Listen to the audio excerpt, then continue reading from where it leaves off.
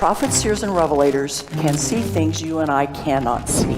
Celebrities, politicians, journalists, scholars, billionaires, presidents of the finest universities, and even your favorite podcaster cannot see what seers can see. None of these influencers hold all priesthood keys. None of them are ordained as special witnesses of Jesus Christ. That is why prophets don't say the same things your favorite social media influencer says. When prophets teach the doctrine of Christ, there are those who don't like how it sounds because it is foreign to the 21st century saturated ear.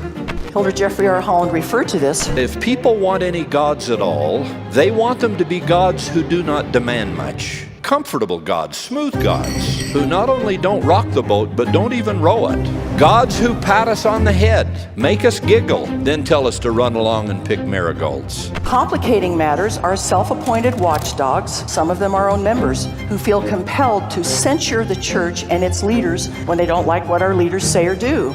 Be wary of those who think they are smarter than prophets. Be wary of those who pressure prophets to conform to the philosophies and practices of men. Now, some skeptics claim that following the prophet is blind obedience, but there's nothing blind about it for a covenant-making woman or man. Following the prophet is not blind obedience, it's active discipleship, not to mention just being plain old smart, because seers see things we can't yet see.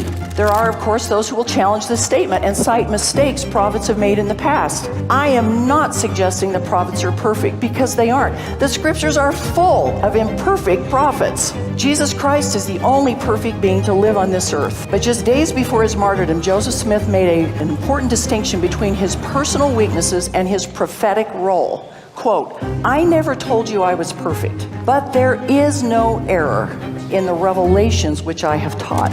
Policies change, doctrine does not." So, if prophets, seers, and revelators are not perfect, then why should we trust them any more than anyone else? Because they are the most infallible leaders on earth. In addition to the priesthood keys they hold, the unique organizational structure of the church protects us. No one leader, even the senior apostle, acts alone. As decreed by revelation, every decision made by the first presidency and quorum of the 12 apostles must be unanimous. And President Nelson has explained that in our meetings, the majority never rules.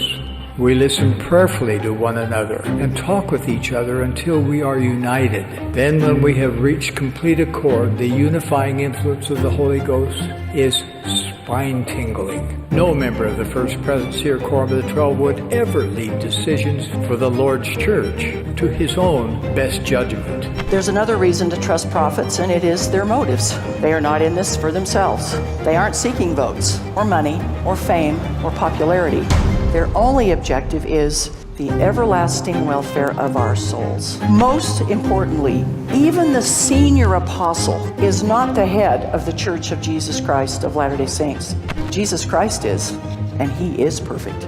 Of the more than 8 billion people on the earth today, the Lord has entrusted just 15 men with his restored priesthood keys.